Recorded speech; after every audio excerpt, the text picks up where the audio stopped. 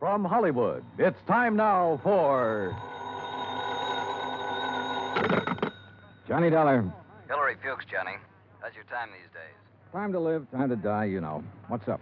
A claim on a $100,000 policy. I want it investigated. 100,000? What kind of policy? Straight life. You sound worried. I am. I think we're going to be taken this time, Johnny.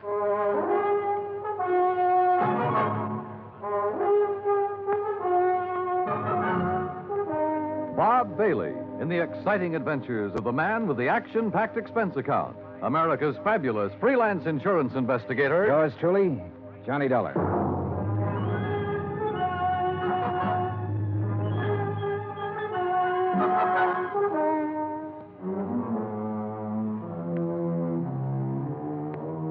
Expense account submitted by Special Investigator Johnny Dollar to Continental Insurance and Trust Company, 657 North Spear Boulevard, Hartford, Connecticut.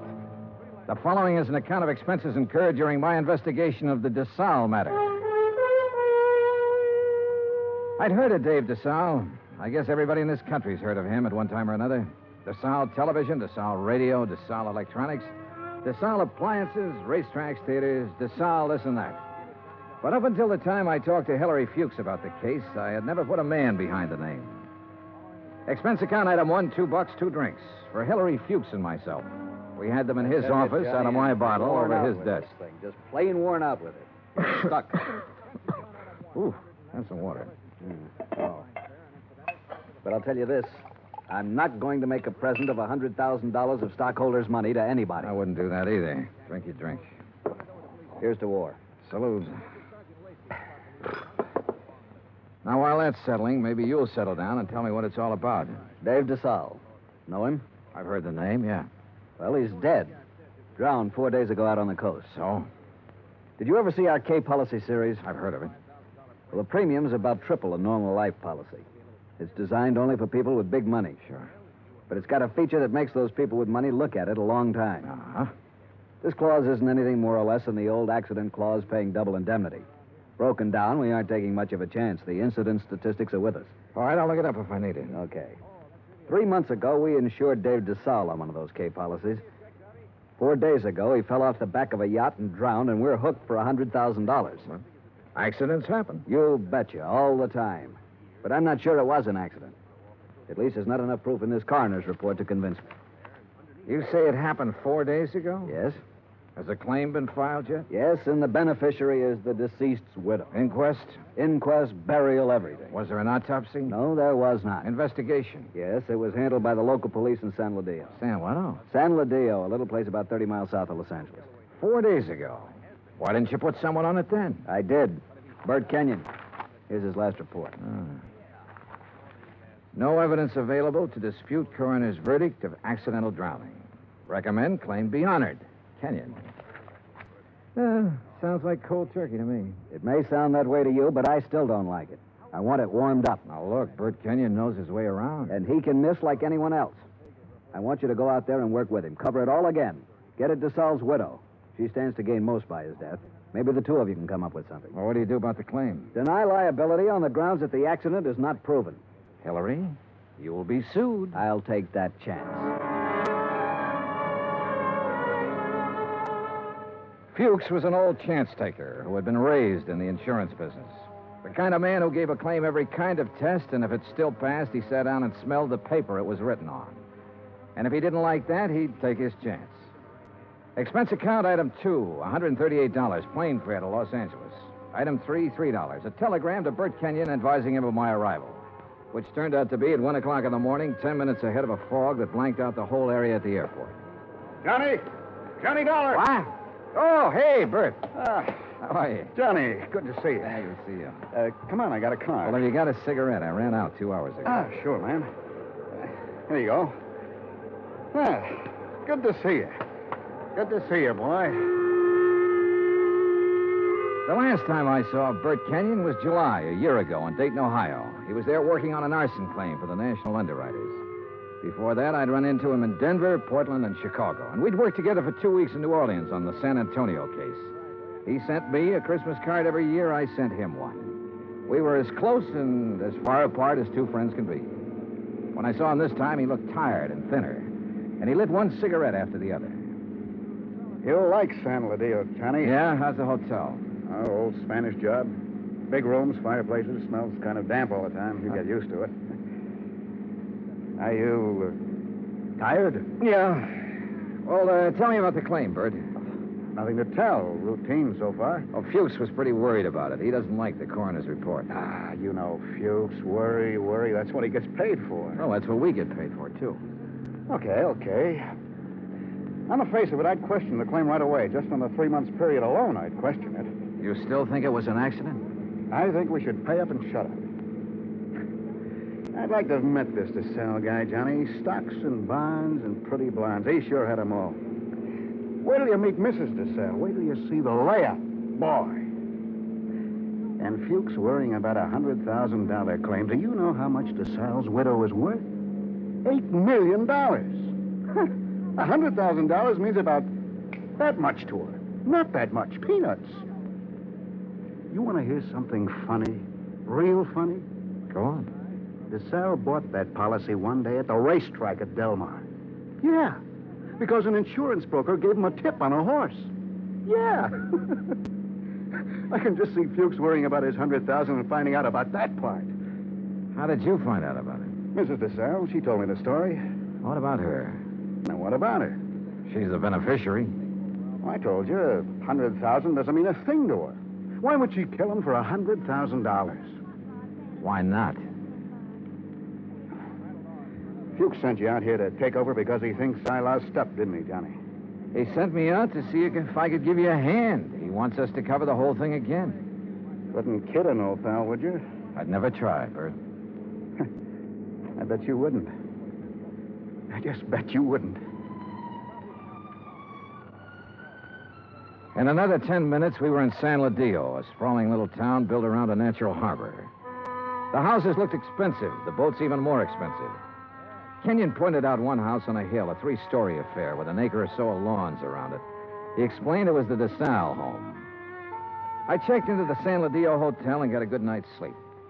Next morning, Bert Kenyon and I went over to the statements of everyone who had been on the yacht the night DeSalle went overboard. Then we went out and interviewed everybody again, including Mrs. DeSalle. It's getting awfully dull. You understand we have to do this. All right. Dave and I were having drinks with a few friends. He said he felt like getting a little air. He went up on deck. A few minutes later, someone was looking for him. Mr. Burke. It might have been. Well, that's what's on your statement. All right. Mr. Burke. We couldn't find Dave, and then I remembered he was on deck. We went up there and saw his hat floating on the water. We looked around. We didn't see him. I sent one of the crew to call for help. They fished him out an hour or so later. You were never on deck until then? No, I wasn't. Who were they? You said they fished him out. The police. Someone. I don't know. There were a lot of men. They tried to give him artificial respiration. Well, what did you do? I watched. What else was there to do? Hard thing to watch, Mrs. DeSalle. Your husband just drowned. Yes. Yes, it was. Is that all? Yeah. That's all.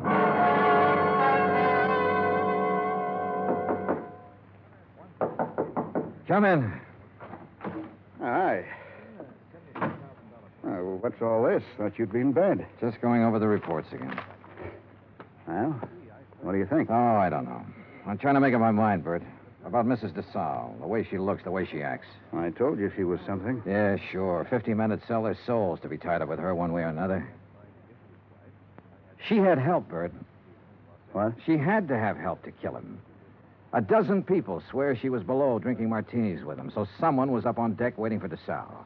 What have you got to go on? DeSalle swam the English Channel 20 years ago. He should have been able to swim 20 feet to a gangplank. Drunk or sober, he should have been able to do that. I knew about that swimming business. Expert swimmers drown all the time. We both know that. What else? Well, why didn't somebody hear him yell? Maybe he didn't. Everybody lets out a yell in a situation like that, falling or in the water. There were a dozen people aboard. One of them should have heard him yell. Yeah, I guess you're right. All right, suppose he didn't yell. But suppose this coroner made a mistake about the bruises on the side of his head. Suppose they happened before he went over the side. It'd be hard to prove now, Johnny. Oh, look, she's got a boyfriend somewhere, Bert. She had to have one. The servants can be gone over. Somebody at the house has seen him. He's called her, sent her messages. He's our boy. We can bring him out in the open. We'll get help from Los Angeles. We'll call the legal department and get them busy. Get permission to exhume the body and have an autopsy. We'll bring... What? Let this one go, huh? What? Drop it. It's just lousy enough to get by, Fuchs. We got a good case, Bert. I know. I've known it all along, Johnny.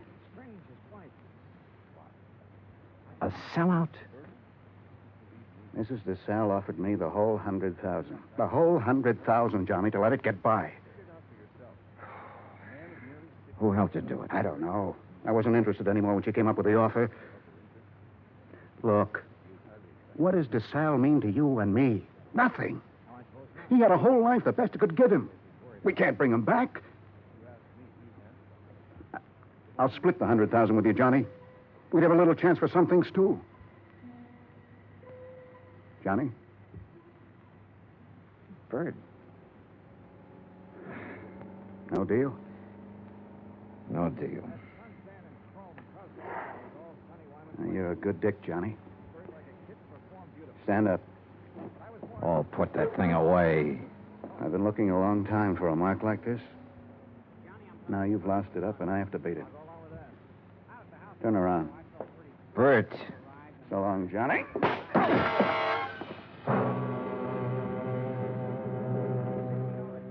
I went down to my knees trying to hold onto the desk. I saw him stand there a minute, like he might want to help me. And then he was gone. I did everything I could to make my feet, but my legs wouldn't work. And then it was all over.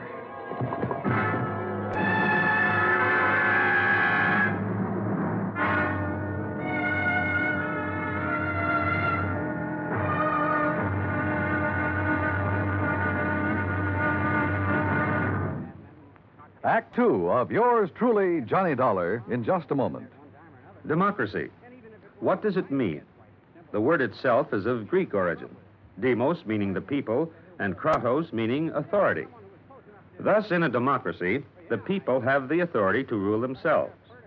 But where does the authority come from? The authority comes from the people themselves.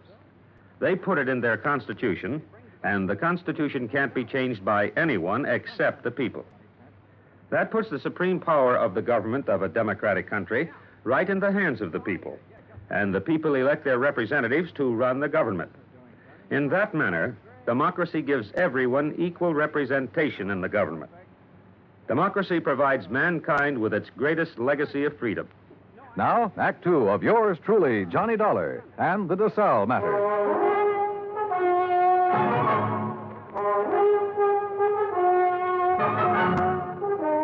The light on the desk was the first thing I saw. It was still on. The window was still open. The room was the way it had been before. I kept thinking about every man having a price and how Bert Kenyon had settled for $100,000. It seemed like a fair price. It also seemed too bad there was no way for him to collect it. There were two of them, a heavy-set man about 50 years old and a tall, lean-faced man with dark eyes. They looked me over. Your name, Dollar? Yeah. Police. We want to talk to you. My name's Blair. This is Sergeant LaFrida. You sick or something? I bumped my head. How? Never mind. Well, what do you want? We'll ask the questions. What are you doing in San Ladillo? I'm standing around in a hotel room talking to a couple of cops. Just answer up. Don't be funny, fella. I don't feel even a little bit funny. You got a license to carry this gun? Hey, what is this? Have you? Yes. Your meat-handed friend ought to put it down or it might go off. Been fired, Tom? Meat-handed, huh? That's what I said. I'll remember that. Okay.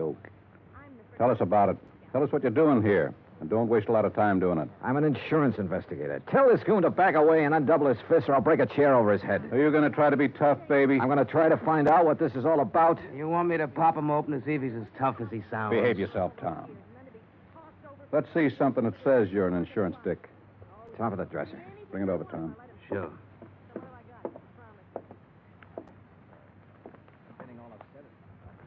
Yeah. Yeah. Okay. Now tell us what you're doing in town. The DeSalle case. Now, you tell You me know what Bert Kenyon? I know him. I've been working with him. Well, he's been around town 4 or 5 days. We haven't seen you. I only got here this morning. You could prove all that, could you? Oh, sure. With a plane ticket, with a hotel clerk downstairs, with a bellhop who brought up my luggage, with a dozen people or more I've talked to today. And tonight? What about tonight? Right here. You could prove that, too? Try the clerk downstairs. Ask Kenyon. Where is Kenyon? I don't know. You ought to know. Why don't you sit down, Tom? Okay. Now, when did you see Kenyon last? A couple of hours ago.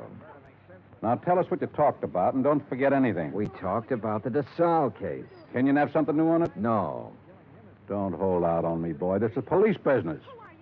Tom here's pretty edgy for a cop, but I'll turn him loose on you if I have to because I haven't got a whole lot of time to waste being sweet. Tom worries me to death. One more minute. Just one more minute is all I'm going to take off this guy. Oh, shut up. I'll ask you again, Dollar. What's new on the DeSalle case? What did Kenyon tell you? The way we look at it, you came out here because something new popped up that might take 2 guys to handle it. Look at it any way you want to. Blair, you going to take this stuff? Never mind. Okay. Get your hat and coat, Dollar. We're going to see a fella. Not unless I know why. And I mean that. Dollar, your buddy's been killed. What? Kenyon. Somebody shot him up an hour ago.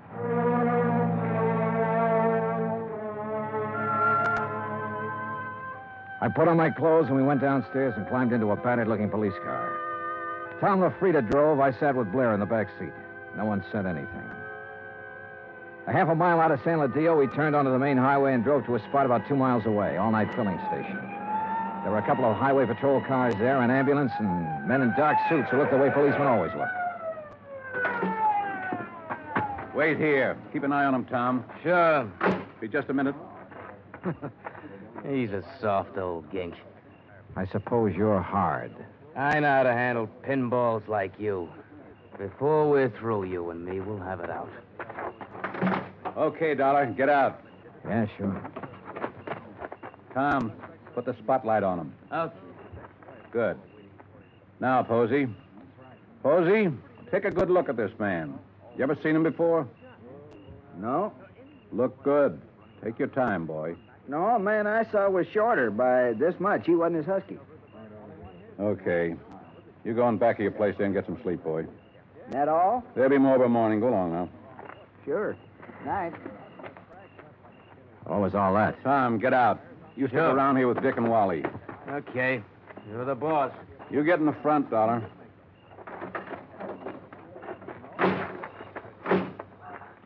You're lucky Posey didn't recognize you.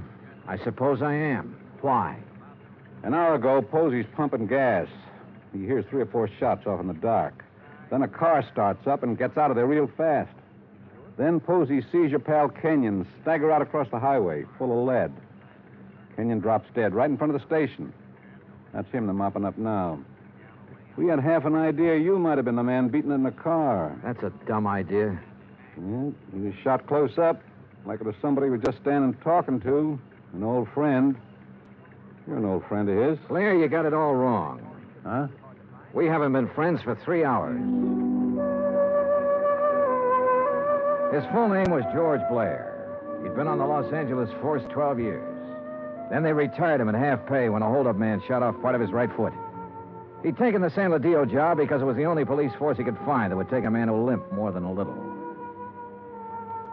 Expense account item 4, 20 cents coffee for Lieutenant Blair and myself. I don't know. Maybe we went at you the wrong way in that hotel room. That's my fault. But a man's been murdered, and I get excited about things like that. I don't blame you. No hard feelings. No. As long as I don't have to do business with your boy, Tom. Yeah, I got Tom LaFrida and 3 other boys. None of them worth the press in their pants. I need help, Dollar. What? This town's popping open tonight. Your buddy got it, and it's tied in with this DeSalle thing somewhere. You're sure he didn't have anything new for you? No. You wouldn't want to tell me about that bump in your head, would you? Not right now, no. My boys are so green, they tromped all over the boat the night DeSalle drowned. They loused up anything that might have helped me to find out how he went over the side. They banged his head against the dock a few times, bringing him in. I couldn't tell if the bruises were there before or after he was in the water. You don't think DeSalle's was accidental? I was murdered. She had somebody do it. Well, why didn't any of that come out in the coroner's report? My coroner runs a drugstore when he isn't being a coroner. If you feed him enough scotch, he'll tell you whether somebody's dead or not. He don't know from nothing. You know, the thing that kind of got me was this Kenyon. He went along with that coroner's report. I know that. We both know that. All right, I'll lay it on the line. I need help, Dollar. If I'm going to get anything done, find out who killed Kenyon, and get at this DeSalle thing, I need help. All right, I'll help you. I was hoping you'd say that. More coffee? No. Dollar. What? You can start by telling me about that bruise in your head. Kenyon. He sold out, did he? Yeah. To Mrs. DeSalle.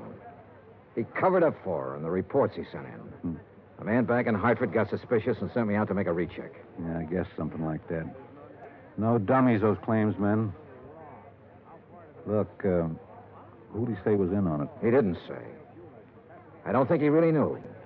At least not any more than you and me. No wonder you didn't want to talk up that kind of news. Kind of hurts, doesn't it? Like having a bad cop around. You should know. I know. Well, how do you feel? Mister, I feel lousy. A friend of mine's been shot. What's more, he died a bum. Well, I'm talking about dropping in on people while the smoke's still hanging around. Mrs. DeSalle? Yeah. Let's go. It was about 6:45 in the morning when we left the diner. By 7:30, we were winding up the driveway to the DeSalle mansion overlooking the ocean. Blair mumbled things about the fog lifting and what a nice day it would be. I smoked cigarettes and looked and watched the contented smile he kept on his face. Well, what do you know? Tommy LaFrida's car. Well, what does that mean? Well, let's find out. Tom was off duty at 6 o'clock, as far as I know. I told you it was going to be a nice day. Yeah, you did it then.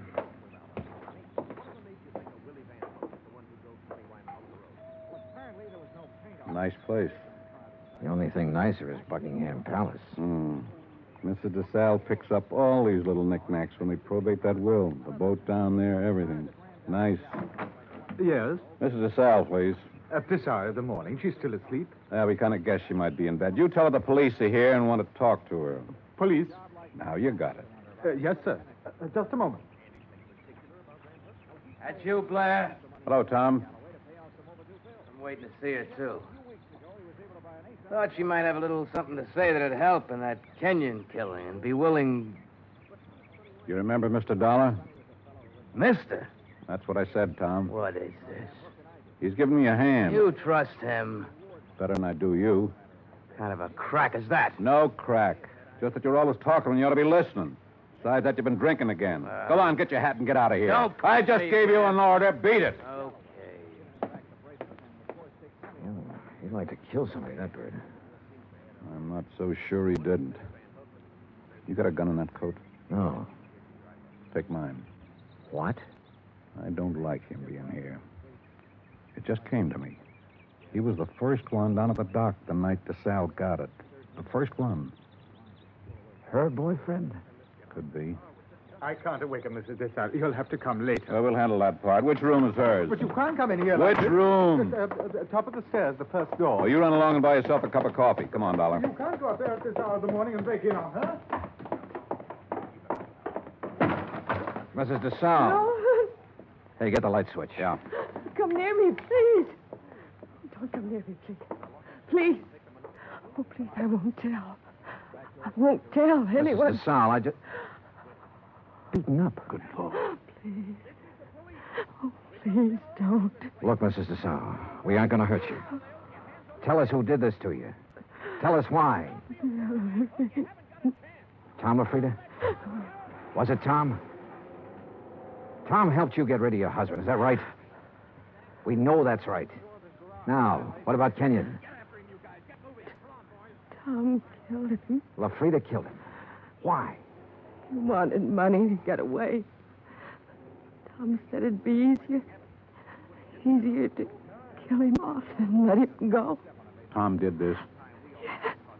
Why? He said people would be around to see me, not to talk about anything. Not to talk about anything. This is George Blair. Get an ambulance over to the DeSalle place, fast. He said he loved me. He never loved anything in his life. You big, fat pig. Turn around and get it. I'll warn you, Tom. Dollar's got my gun. He's next. You look at mine. You all right? Okay, here's one in the ceiling. You? Okay. He's gone. What made him, Dollar? What made him?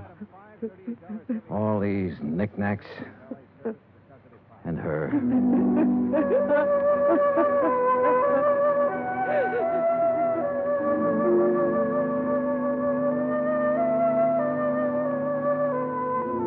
Expense account item 5, $25. One phone call to Hartford. I told Hillary Fuchs the whole story, and he promised to send out the necessary legal aid. Item 6, $10. Flowers for Bert Kenyon. Item 7, $2. One drink. To one good cop with a bad foot. The drink cost $1. The glass cost $1.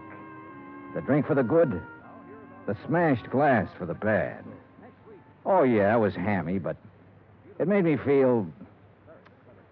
Expense account total, $416. Remarks, none. Yours truly, Johnny Dollar.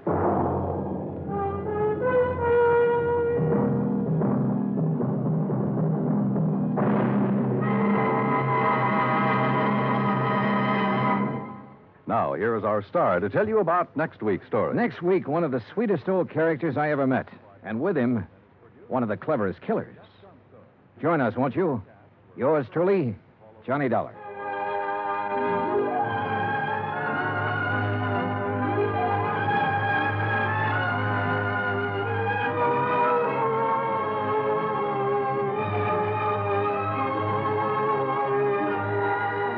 Yours truly, Johnny Dollar, starring Bob Bailey, originates in Hollywood. It is written by John Dawson and is produced and directed by Jack Johnstone. Heard in our cast were Virginia Gregg, Harry Bartell, John Stevenson, Will Wright, James McCallion, and Ben Wright. Musical supervision is by Amerigo Marino. Be sure to join us next week, same time and station, for another exciting story of yours truly, Johnny Dollar. Dan Cubberly speaking. Johnny Dollar has come to you through the worldwide facilities of the United States Armed Forces Radio and Television Service.